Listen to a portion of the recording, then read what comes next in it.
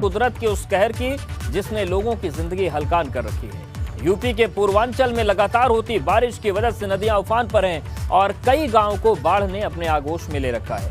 हालत यह है कि कई जिलों में लोगों को अपना घर-बार छोड़कर सुरक्षित जगहों पर शरण लेनी पड़ रही है। बारिश के बाद बाढ़ की वजह से सबसे ज्यादा खराब हालात गोरखपुर, श्रावस्ती, सिद्धार्थनगर और आजमगढ़ में देखने को मिल रहे हैं। वहीं बलरामपुर में तो पीईटी के परीक्षार्थियों को सेंटर तक पहुंचने के लिए जान जोखिम में डालकर पानी से गुजरना पड़ा।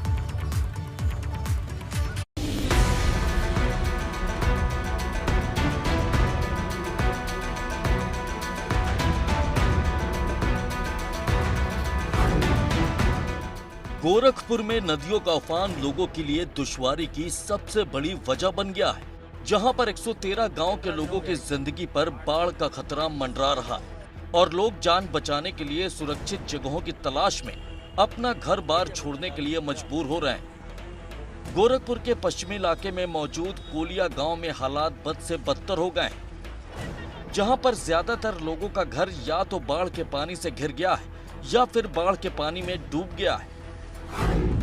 ऐसे में लोग बंधे के पास मौजूद जमीन पर अस्थायी झोपड़ी बनाकर रह रहे हैं। वहीं इनका आरोप है कि ना तो इन्हें राशन मुहैया हो रहा है और ना ही तिरपाल की व्यवस्था कराई गई है और ना ही इन्हें साफ पानी के लिए क्लोरीन की गोलियां ही मयस्सर हो पा रही।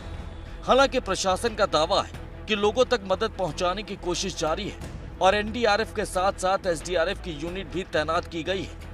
बाढ़ का सबसे ज्यादा असर राप्ती और रोहिन नदियों के संगम स्थल पर दिख रहा है, जहां आसपास की 5500 हेक्टेयर जमीन को नदियों का उफान निगल चुका है। अब यही बाढ़ी पानी वानी भर गईल बा, अब आइले गए परेशानी एकदम बढ़ गई है, लइकन के बूढ़े भर के हो गए है। यही नाते मड़ई डर के बरसात में कैसे गुजारा करल जाता। पानी बढ़ल है, फिर घटत या फिर बढ़ल करत या बरसात ऊपर से होता, ऐसा कैसे छा छुप के हम बैठल है। बाढ़ का वजह है और क्या है, 8 दिन हो गया हम लोग को, कोई सुविधा ही नहीं मिला है सरकार से। क्या बोला, पैसे नहीं है, झोपड़ी नहीं डाल पाए, ऐसे ही रह रहे हैं। परिवार को वहाँ भेज दिए, छोट मेरे बच्चे हैं, अभी 2 साल के हैं। श्रावस्ती में भी लगातार 10 घंटे की बारिश के बाद हालात पानी पानी दिखाई दे रहे हैं। शहर का बाजार हो या फिर अस्पताल, सब कुछ पानी में डूबा हुआ दिख रहा है। शहर की सड़कें पानी में गुम नजर आ रही हैं और लोगों को कहीं आने जाने में भी मुश्किलों का सामना करना पड़ रहा है। सड़क पर बहता पानी लोगों के लिए खतरा भी बन सकता है, बावजूद इसके लोग सड़क पर चलने के लिए मजबूर हैं।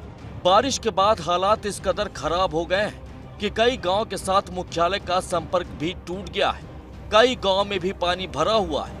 ऐसे में लोगों की मुश्किलों में लगातार इजाफा हो रहा है। सिद्धार्थनगर में राप्ती नदी लगातार खतरे के निशान के ऊपर बह रही है और इसकी वजह से इटवा, डुमरियागंज तहसीलों के दर्जनों गांव बाढ़ की चपेट में आ गए। हजारों एकड़ खेत बाढ़ के पानी में डूब गए और ग्रामीणों का आरोप है कि अभी तक इन्हें प्रशासन की ओर से मदद मुहैया नहीं हो पा रही है। बाढ़ के हालात ऐसे हैं कि जहां तक आपकी नजर जाएगी आपको सिर्फ पानी ही पानी नजर आएगा। लोगों को आने जाने के लिए नाव का सहारा लेना पड़ रहा है। कई लोगों के घर बाढ़ में डूब गए हैं, जबकि कई लोगों के घरों पर डूबने का खतरा मंडरा रहा है। वहीं डीएम ने बताया कि बर्बाद हुई फसल का आकलन करने की प्रक्रिया जारी है और लोगों तक राहत सामग्री भी पहुंचाई जा रही है। अवगत है कि 5 तहसीलें, इनमें से बांसी और शौरतगढ़ थोड़ी कम प्रभावित है, पर जो ज़्यादा प्रभावित तहसील है वो नौगढ़ और डुमरियागंज है। इटवा भी थोड़ी आंशिक प्रभावित है और मेरे द्वारा इन्हीं सभी तहसीलों में भ्रमण करके दौरा किया जा चुका है और बाकी जनप्रतिनिधि भी कर रहे हैं।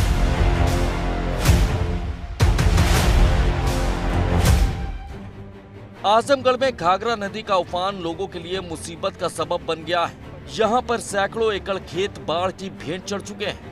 हालात ये हैं कि बाढ़ प्रभावित इलाके में रहने वाले लोगों का पलायन जारी है, जो कि सुरक्षित जगहों की तलाश में अपना घर छोड़ने के लिए मजबूर है। वहीं घाघरा नदी का कटान लोगों के माथे की शिकन बढ़ा रहा है, जिसका सबसे ज्यादा असर मठिया रिंग बंधे पर पड़ रहा है, जो कि घाघरा नदी के दबाव की वजह से डेंजर जोन में आ गया है। हालांकि अधिकारी दावा कर रहे हैं कि अभी बंधा पूरी तरह सुरक्षित है। का जो रेड लाइन लेवल है ये हमारा 71.68 है, जबकि वर्तमान में इसका अगर लेवल देखा जाए तो 71.49 है। तब ये रेड लाइन से भी काफ़ी नीचे है और चिंता जैसी कोई स्थिति अभी बनी नहीं हुई है।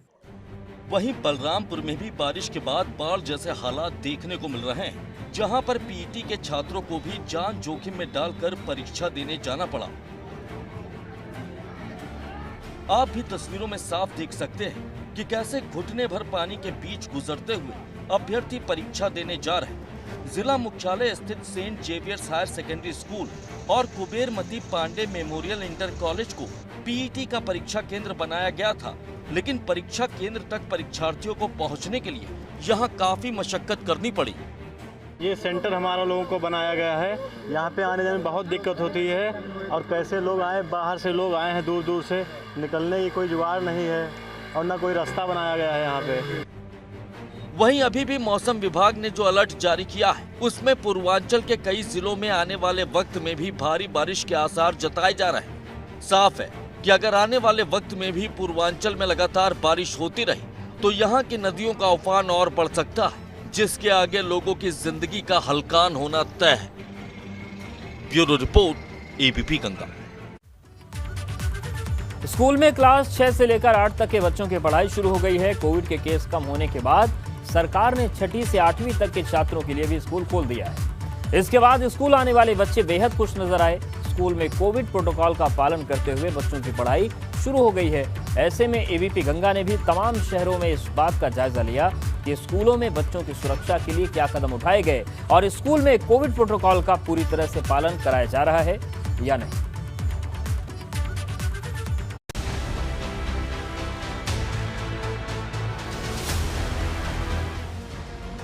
कोविड केस कम होने के बाद स्कूलों में 6वीं से 8वीं क्लास के बच्चों की पढ़ाई शुरू हो गई है। हालांकि तीसरी लहर का खतरा अब भी बरकरार है। ऐसे में स्कूलों में बच्चों की पढ़ाई के दौरान कोविड प्रोटोकॉल के सख्ती से पालन करने के आदेश दिए गए। एबीपी गंगा ने भी प्रदेश के तमाम स्कूलों का जायजा लिया और समझने की कोशिश की कि बच्चों की सुरक्षा के लिए स्कूल में क्या कुछ एहतियात बरते जा रहे हैं।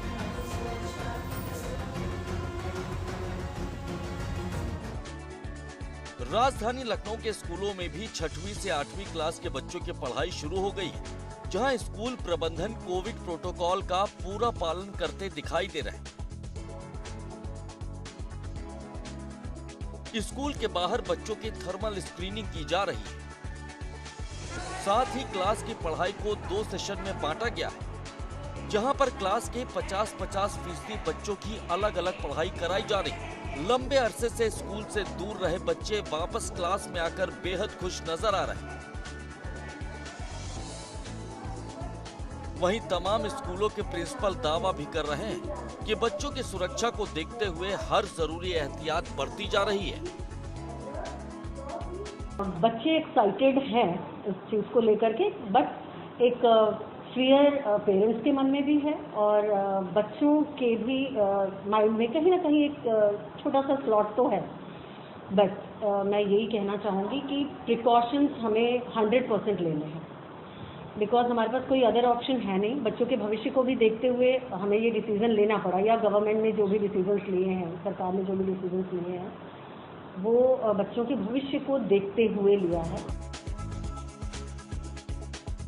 कानपुर में भी सरकारी आदेश के बाद 6वीं से 8वीं क्लास की पढ़ाई शुरू हो गई, जहां पर बच्चों को 50% अटेंडेंस के साथ बुलाया जा रहा है।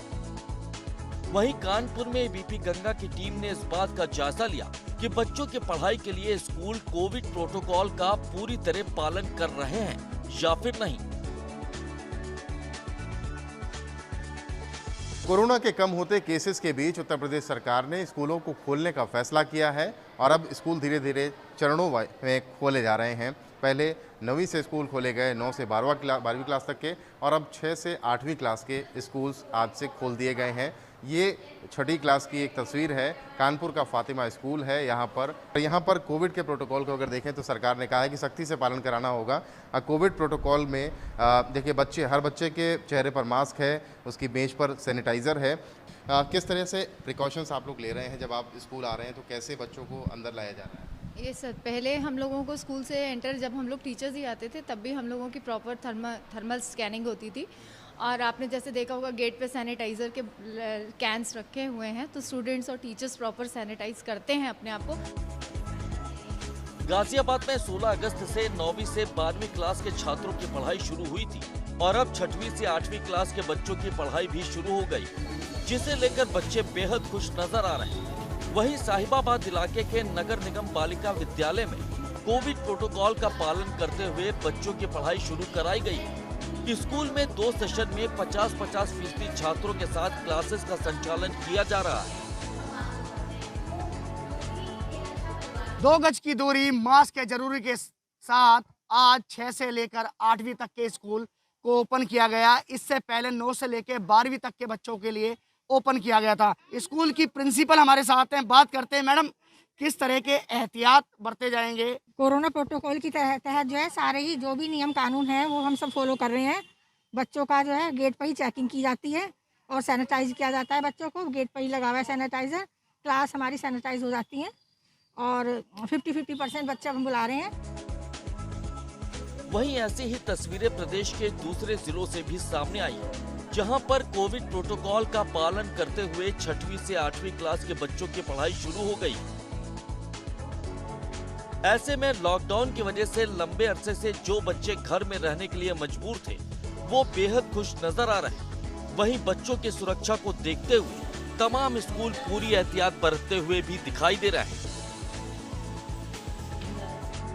Bureau report, ABP Ganga.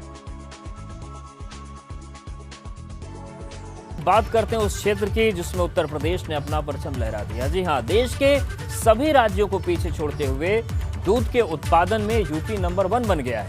प्रदेश में दूध के उत्पादन में जिस तरह से बढ़ोतरी हुई है, उसकी वजह योगी सरकार की वो नीतियां हैं जिनसे न सिर्फ दूध देने वाले जानवरों का संरक्षण हुआ, बल्कि प्रदेश में डेयरी प्लांट की तादाद भी बढ़ी है। और इन सभी कदमों की वजह से उत्तर प्रदेश अब दूध के उत्पादन में नंबर 1 राज्य बन गया है।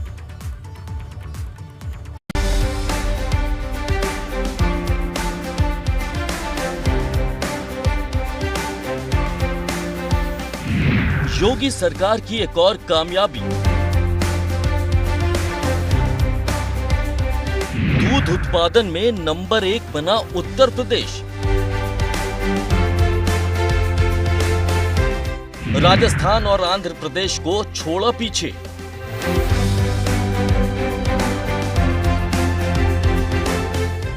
उत्तर प्रदेश ने कामयाबी की एक और नई इबारत गढ़ दी है, जिसके बाद यूपी देश का सबसे बड़ा दूध उत्पादक राज्य बन गया है। कभी इस मामले में प्रदेश की गिनती कमजोर राज्यों में होती थी, लेकिन योगी सरकार की डेयरी नीतियों की वजह से यूपी ने दूध उत्पादन के क्षेत्र में ऊंची छलांग लगाई है और राजस्थान के साथ साथ आंध्र प्रदेश को पीछे छोड़ते हुए नंबर 1 की कुर्सी पर कब्जा कर लिया है।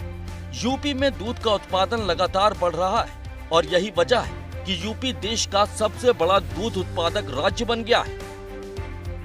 उत्तर प्रदेश में 2016-17 में दूध का उत्पादन 277.697 लाख मीट्रिक टन था, जो 2019-20 में बढ़कर 318.630 लाख मीट्रिक टन हो गया।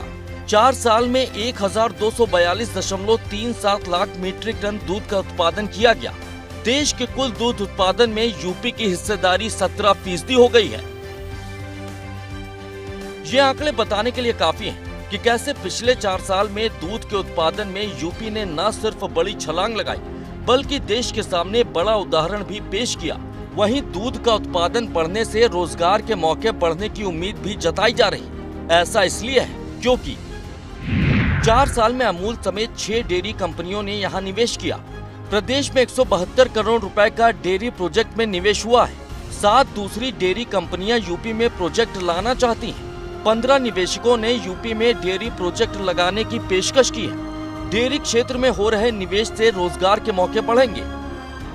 वहीं दूध के उत्पादन में यूपी ने जो रिकॉर्ड बनाया है, उसके पीछे योगी सरकार की वो नीतियां हैं जिनका फायदा प्रदेश के दूध उत्पादन करने वाले कारोबारियों को मिला। अब आपको योगी सरकार के उन कदमों के बारे में बताते हैं जिनकी मदद से यूपी ने दूध उत्पादन में अपना परचम लहरा दिया। दुधारू पशुओं का संरक्षण और ग्रीन फील्ड डेयरी स्थापित करना। कानपुर, वाराणसी, लखनऊ, मेरठ, बरेली में ग्रीन फील्ड डेयरी स्थापित की जा रही है। कन्नौज, गोरखपुर, फिरोजाबाद, अयोध्या, मुरादाबाद में भी ग्रीन फील्ड डेयरी स्थापित हो रही है। झांसी, नोएडा, अलीगढ़, प्रयागराज में पुरानी डेयरी का अपग्रेडेशन हो रहा है। साथ ही यूपी के योगी आदित्यनाथ सरकार ने राज्य के सभी जिलों में गाय संरक्षण केंद्रों की स्थापना के लिए 272 करोड़ रुपए की मंजूरी दी है। सरकार के इस कदम से लावारिस पशुओं का संरक्षण किया जा रहा है और इस वजह से दूध के उत्पादन में काफी बढ़ोतरी की उम्मीद भी की जा रही है। वहीं इन कदमों की बदौलत यूपी अब राजस्थान और आंध्र प्रदेश को पीछे छोड़ते हुए देश का सबसे बड़ा दूध उत्पादक राज्य बन गया है। Bureau report, ABP Ganga.